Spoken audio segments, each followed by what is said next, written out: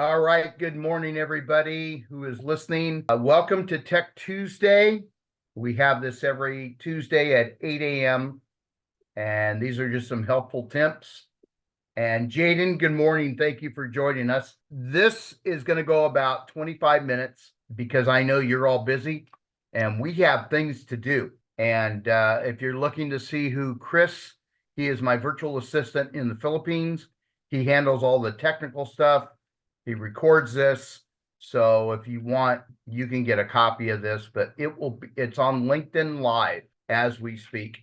And then it'll be in whatever social media that you want. So today I'm really excited. I have, first of all, a good friend who I've known since 2007. I used to be his boss in Santa Clarita, and Elgin has just become a really good friend and a business partner. So I need to make sure I disclose all that. He's a veteran. He's been around, and he's got a ton of wisdom.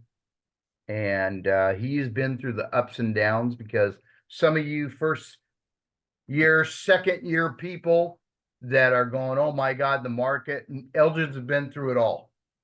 He has been through it all. So, Elgin, good morning. Good morning, my friend. How are you?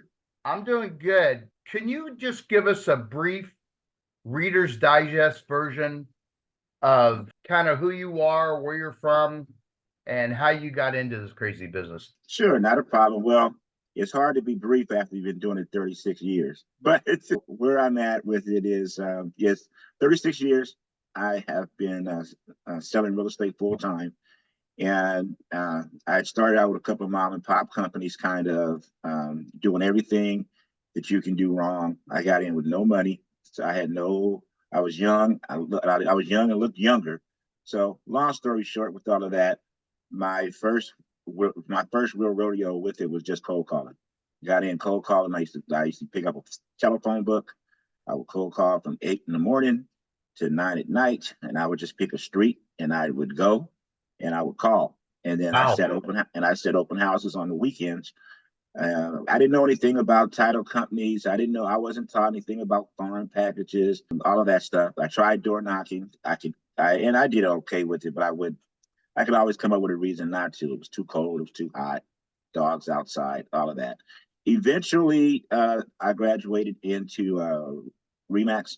I worked at Remax and then actually became an investor in a Remax office. Last time I really cared about production awards was in Remax. I made Remax's Hall of Fame and all of that. From there, I went to KW.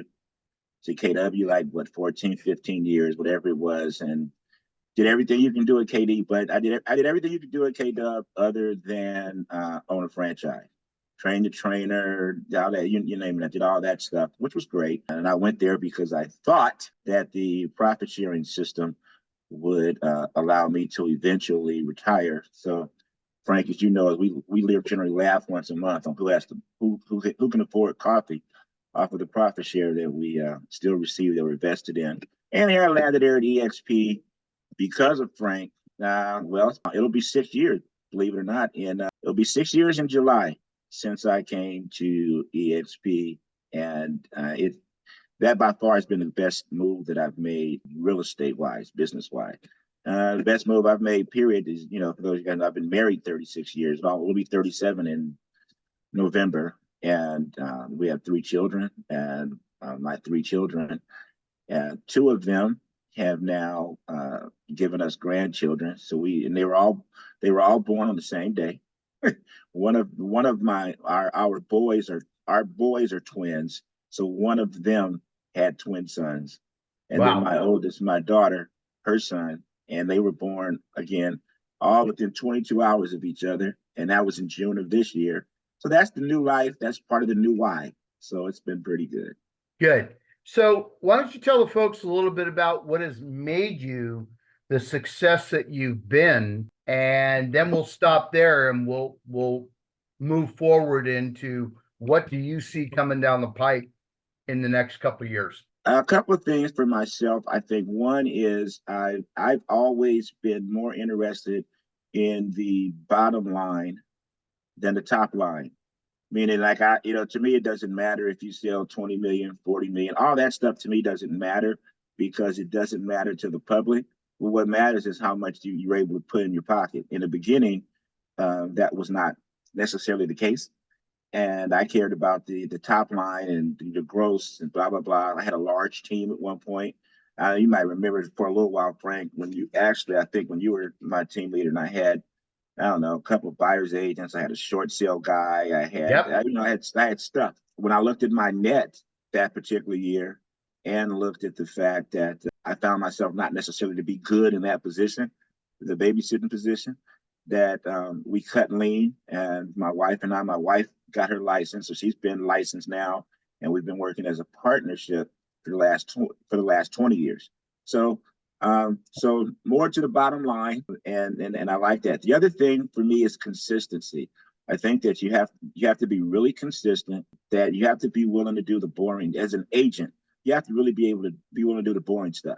I Yep. always have a joke when I say real estate. There's nothing sexy about real estate except the check, and that the rest of it is a grind. And by grinding, meaning you really have to focus and do the stuff.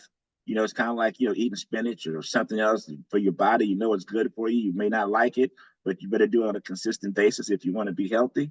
Well, it's the same thing with same thing with us. So, I mean, even to this day, I still lead gen. I lead gen in the mornings. Generally around this time, I get started and go to about 10:30. And if I don't get anything done that particular day, I get that part of it done. So consistency for me has been a big deal. Okay. So now that we're in this market and we've been in it now, and we're all waiting for the feds to cut the rates so we can get below that 6%, so we can get those bidding wars and multiple offers and all those concessions coming back to our buyers or whatever. How have you managed to float above water in the last 2 years? Well, it's funny because everybody has felt something. I haven't felt it as bad as some people have. And the biggest reason I've kind of felt it like this last month was, as again, for the first time ever, my wife and I, we pretty much took off the whole month of January. January, I turned 60. We went to Cancun the first part of the month, came home for 3 days and spent the rest of the time in the Dominican Republic, jumping from resort to resort. So getting back, redoing the momentum, having a couple of things go a little bit slower, all of a sudden I'm feeling like, oh wow, there's something going on. For me, I didn't feel it as much as the last 2 years for two reasons though. One, again, three reasons. One, my mindset. Two, the consistency. Three is I learned a long time ago that I could not compete massively or broadly with a Zillow or Redfin or something like that. But you know what? I could get a good book of business, which is my database, and I could control that. And I could beat Zillow, Redfin, or anybody else with my database. Yeah. So continuously working our database, working it for referrals, working it for repeat client, making sure I kept bringing value. That has continuously supported us. So I'll get referrals, I'll get that stuff, but I get them intentionally. I'm not waiting around for the phone to ring for somebody to call me and say, hey, you did whatever. And that has what's helped me the last couple of years. Also, I would tell you that you got to be listing focused. Not tell you not to work with buyers, but you got to be listing focused. You got to have some inventory. I mean, you don't go to Ralph's to go to the store to get some apples, and then the manager goes, hold on a minute, and they go down to Vons and get apples and bring it back to you. You got to have some inventory. And that inventory, particularly with the market that you just described, Frank, is we're waiting for interest rates to go down. Okay, that's great. What's all of a sudden going to make a whole lot of properties come on the market? So it means you're going to get more buyers, but you're still going to have less homes to sell, right? So, in my opinion, I'm not telling you not to work with buyers, but you can generate some great buyers off your listings. Yep, that's right. All right. So now that that's all out of the way, looking forward, we all know that AI is here to stay and it ain't going away. As a matter of fact, the company that we're with had a big layoff 2 years ago, and they have kind of sent all that work to AI.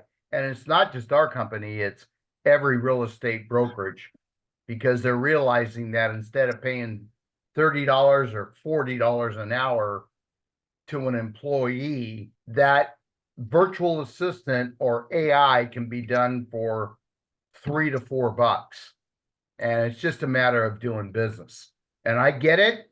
I understand it. So Elgin, with all your experience, how are you gonna maneuver through the booby traps and all of that going forward? Because everybody's kind of hanging on your word of what do you really feel that's going on? Well, I think that with AI, as with any technology, you just have to learn how to embrace it and learn how to use it in a positive manner for your business. Now you got to remember, again, I've been around a long time. I've been around before there was an internet, and everybody said the internet was going to just kill real estate. And remember back then there was no looking at houses online. That's when we had to really go out and look at them physically. I remember when a lockbox was really a lockbox. There was not apps, none of that stuff. Hell, there were barely cell phones. And I know people that did not adjust to those things and did not, unfortunately, were able to continue in this business. You can look at AI now for us and utilize it in your, but like for me, and on almost all of my property descriptions now, I use AI for different things that I post for different content, particularly on LinkedIn, stuff like that. It's AI. I've learned to adjust to those things because what it does do, at least for me, and I know that it does for some other realtors, is it will save you time. It'll save you an awful lot of time, and it'll also save you sometimes from having to outsource things that you may have outsourced previously. So I don't necessarily see AI as replacing us, for instance. That means us that work. Now, if you're sitting around and you're kind of like doing nothing, and I shouldn't say doing nothing, but you're not actively and progressively doing some type of lead generation or whatever that looks like for you, because it looks different for everybody. If you're not doing stuff like that, and you're worried about AI, or you're worried about interest rates, or you're worried about all that type of stuff, then you are going to get left behind. So I think that however you do your business, you have to take a look at AI and just look on how you can add it to what you're doing. And for moving forward, I think that's a great thing. And there's some people that are really using AI way quote unquote above what I do and above my head a little bit, because you can get caught up in all that stuff and it's a lot to learn. At the end of the day, I got to help buyers and sellers with their homes, with their real estate, and help agents build their business with what we do. So so I like AI. I like AI. Yes, I can see where there's some potential downfalls and some potential craziness to it, but I've seen all that before. There's potential craziness, and some of it goes crazy if people are looking to use something in a dark space. But there's a lot of bright stuff to it. And you might as well embrace it now. You might as well embrace it now and get on the correct side of the curve as far as utilize it in your business. But don't leave the basics, man. AI is not going to go out and door knock. AI is not going to, you can have a robot, blah, blah, blah, et cetera, and all of that. But a bot, blah, blah, blah, you can have all that. But realistically, particularly if you build a database and you're contacting your database on a regular basis, stuff like that, those things can only help your business and not necessarily hurt your business. Someone asked what AI platforms. I'm only using Chat GPT. That's the only thing I'm using. I know that there are others out there, and I know that there, and I'm not yet. I'm using the free version of it, but I'm actually getting ready to start using the paid version. I'm going to start using I think it's $20 a month. But some of the stuff that I'm seeing that people are using with a $20 a month paid version is just it's crazy. The stuff you can do with videos and blah blah, et cetera, et cetera. So I'm not a perfectionist with that type of stuff, Johnny. I'm more of a guy that puts out a lot of content.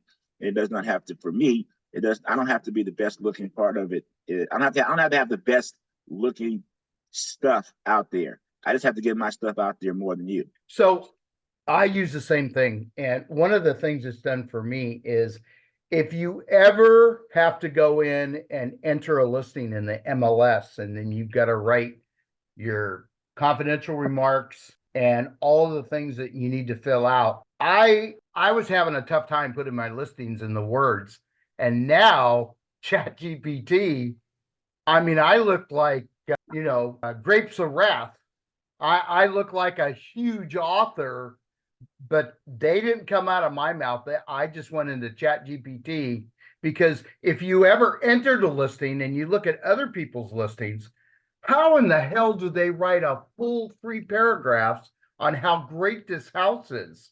Well, now you can go into ChatGPT and say 123 Main Street, and it'll give you all the benefits, and you look like a hero. So that's your big tip of the day, folks. All right, so moving on, Elgin, I'm just going to let you go unplugged and say whatever you want to say, because we're getting down to the closing minutes about this market. Now, you're in Southern California. The average sale price here in Sacramento is about $545,000. Where is your average sale price in Santa Clarita or Valencia? I believe we're like right around 830 right now. Okay. And it hasn't been, I'm not a numbers guy like that. It doesn't mean as much to me what the average sales price is. What matters to me is how many families I'm able to help each year. But yeah, which is crazy of where the pricing is compared to where it was even when you were down this way. As a team leader, it's gone up considerably. Yeah. And our inventory's down like everybody else's, and there are a lot of people that are around and worried. I guess I don't feel the sympathy for everybody with the interest rates. And the reason I don't feel the sympathy is the first home that Pilar and I bought, we did a buy down, and the buy down, we bought it down from 14% to 12.5%. The majority of and you don't have to believe me, but look up your stats. The majority of the time that I've been in business, rates have been between 6% and 8%. I remember when we went under 8%, and I was we went under 8%, and I was that was the last pat on the back. I was top producer and the manager of a Remax office, and we had a Marilyn Rivera. She's shaking her head. She used to work. Marilyn and I used to work together out there, and we actually had an office meeting, and it was really like an office party. That the rates had just gone under 8%. Yeah. Because we thought that we thought under 8%, it's like, dude, it's a party. So now. And I get it. There's some people that argue with me and say, well, the prices are higher than they were then, blah, blah, blah. Well, they were higher then than they were when my mom and dad bought. I mean, the prices are the prices. Who cares what the prices are? To me, all that's monopoly money until you're ready to do something. What matters is what your affordability is, what you can afford per month. So when I'm, I know, and this is just me because I've been around a little bit. I know a lot of people have been doing that whole buy the home. What is it? Buy the home, date the rate, whatever it is that they call it. I think that's the stupidest thing you can tell a client, in my opinion. In my opinion, it's the stupidest thing you can tell the client because you have not been in a situation until you start giving out these things as advice. When the truth of the matter is the advice that you're giving them benefits you more than it benefits them. And those people trust you. And all of a sudden they have something happen in their life. And they call you, Elgin, come out, we got an issue, blah, blah, blah, blah. We got to sell our home. And now you have to sit in front of this person that you kind of really influenced into buying something. And you have to tell them that their house isn't worth what they paid for. And then they're going to ask you, well, where did your credibility go? Do you think you'll ever get another referral? So to me, one is I actually tell my clients, particularly the buyers, listen, we have to focus on what you can afford per month. We have to focus on what you can do per month. If the rates go down, et cetera, will you be able to refi it? And is it a good time for that? Absolutely.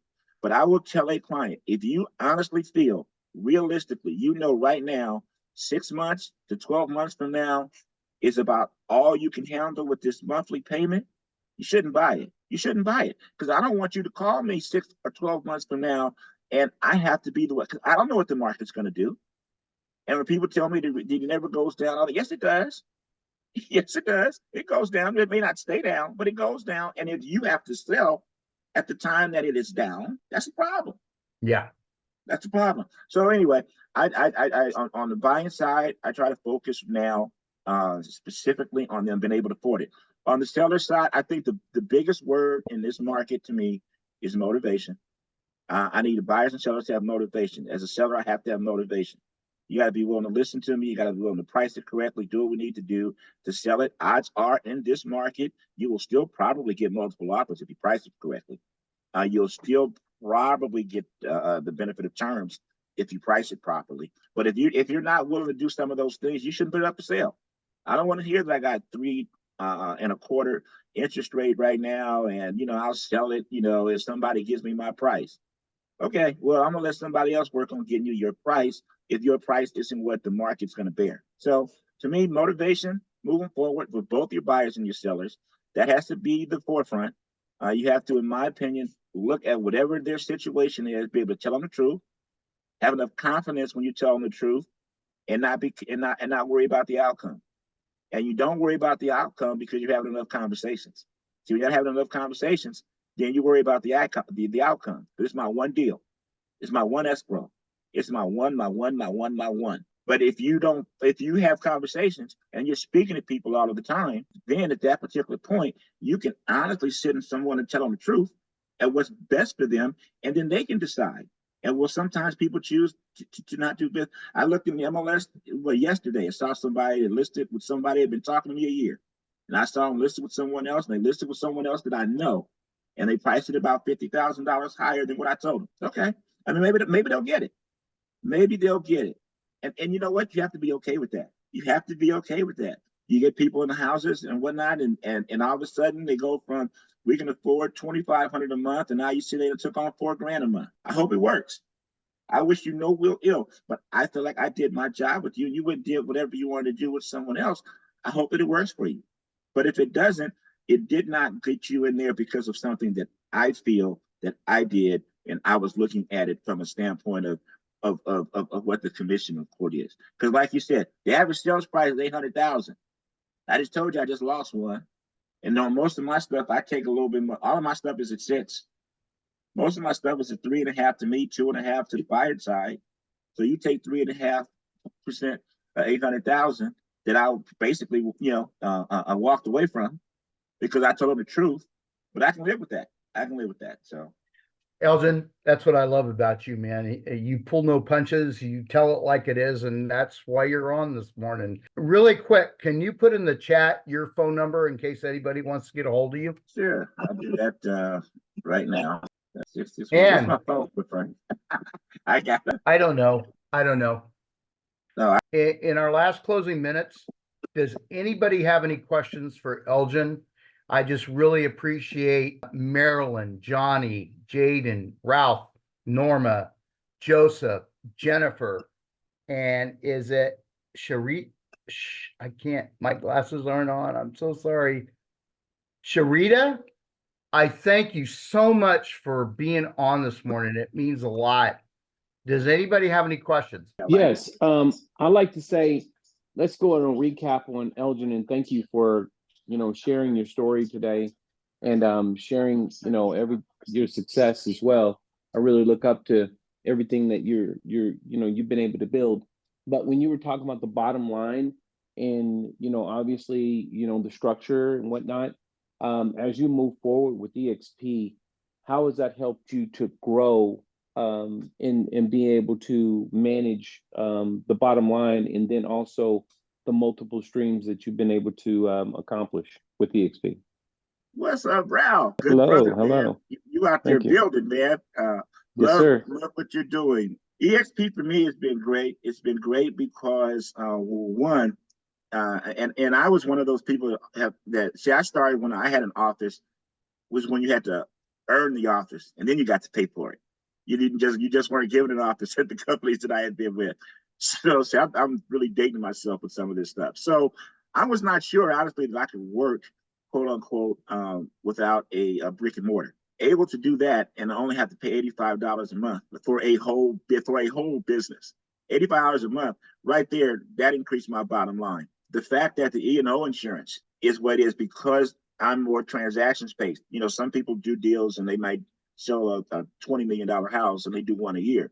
I'm more transaction based. So just on the amount of transactions that will do, even on in a down month, saved us thousands of dollars just on the E&O insurance. Then I've learned and have someone helping me with KB Core just enough because I'm more database driven, where that again saves me a lot of money. This is part of my $85, right? So now when I use the stuff that I use for marketing, well, some of the stuff, besides them having some cookie cutter stuff in KB Core, I'm able to utilize that. And again, I work my database more than I work the other stuff. So my cost for that also is not a lot. And I didn't, I'm not saying there's anything right or wrong with it, but I'm not a lead buyer. I started trying to do some of that stuff. The stuff, I'm not saying it doesn't work. I'm saying it doesn't work for me. And because it doesn't work for me, and I do have a profit and loss statement I look at every month, I do look at what's working. And as the market shifted, I took money out of the little stuff I was doing because it was cute, and back into the stuff that I was doing that works. So it increased my bottom line. I took the money off the top line. Then, of course, we have the revenue share streams. So in helping other people build their businesses and working the EXP model, that is bringing me X amount of money in per month on a regular basis. And then the absolute main reason that we moved to EXP was for the stocks, because we stayed productive. We're still getting stocks from that every month. And yeah, I know the stock is down right now and blah, blah, blah, and all that sort of stuff. But is it really down? Because you remember we split and all that. And the way I look at it is everything in the market was down. So in building it and building for the future, and if it doesn't do anything else but make me save money so that I can have things for retirement, for the grandkids, for that type of stuff, that overall business model works better for me than just going out wondering, looking for my next sale. And for people to say, well, you can invest, your money here or there, you can do that. Everybody says that. Everybody says take 20% off of your deal and 10% for this and that. And I'm not going to say nobody does it, but boy, you could probably count them on two hands. So they have this set up for me to do it that way. That's worked well for me, Ralph. Thank you, Elgin. I really appreciate that. Also, you were mentioning about AI and how AI is becoming really big right now and how AI has kind of taken over the market. But there's one thing we're not replacing, and that's people. People will not be replaced by systems. One thing I've learned, and I've got a lot of my team on the phone right now. A few of them are coming on board listening about how they're excellent in making phone calls and they love making phone calls, but this system of AI and VAs have been kind of taking over the market. But the one thing you said to me that's not going to take over is people, and I'm trying to build up people that obviously can grow, and basically doing the same thing, because AI can't get licensed and VAs can't get licensed. So that's my goal. Can we touch on that? At the end of the day, and I have a VA. I have a VA as well. And I have certain things, particularly with KB Core, that go out to people, leaves them messages, stuff like that. But at the end of the day, AI cannot build a relationship. If as a person, we continuously build relationships when we're calling people, when we're meeting people, when we're touching people. We build relationships. People want to work with us. As you already know, Ralph, from as successful as you've been in your other businesses and real estate, is that those relationships are what count. And that's what you focus on. So when you're focusing on that in your database, like for me, your database, you should have a certain small number of people, maybe a top 25, a top 50, that you have. Then these are people that are raving fans. I have some people in our database that they'll get mad at someone else because they didn't call them to tell them to use me. You get to that particular point to when you build in that type of relationship, you build a relationship to where people will go online, they'll look at Zillow, they'll do all of the things, they'll do all of the stuff, and then they'll call me because they want to buy a house. They may call me because they want to buy that house. It doesn't matter, but they will walk into an open house, and the first thing they'll say is Elgin and Paul Walker team is my agent. See, but you're not gonna get that type of relationship on AI. You're going to get that relationship belly to belly, handshake to handshake, eye to eye. All of those things are going to build you a sustainable and if at some point you want to, a saleable business. Damn. Elgin, thank you so much. Thank you. And thank you for everybody joining. I got to tell you, in the next couple of weeks, Elgin and I and a couple other people are putting our head together, and we've got some amazing things coming out. And that's just a little teaser. And if you're in the winner circle, you'll know what they will be. And if you're not in the winner circle, you might want to learn how to join, because it's really going to help you. With the way Ralph is going in Oklahoma City, looks like I'm going to be catching a Southwest flight and going out to him. And Elgin and I are going to see a lot more of each other when I'm flying down to LA. It's going to be good. It's going to be good. So The way Ralph anyway, said, I'm gonna get on a plane. Elgin, But I ain't going on Southwest. Yeah, Elgin, I thank you. Thank you so much. And we enjoy your honesty, authenticity, and we thank everybody for joining. And remember, stay tuned for next Tuesday at 8 a.m. when we'll have another Tech Tuesday and we will have a guest speaker. Everybody, have a great week.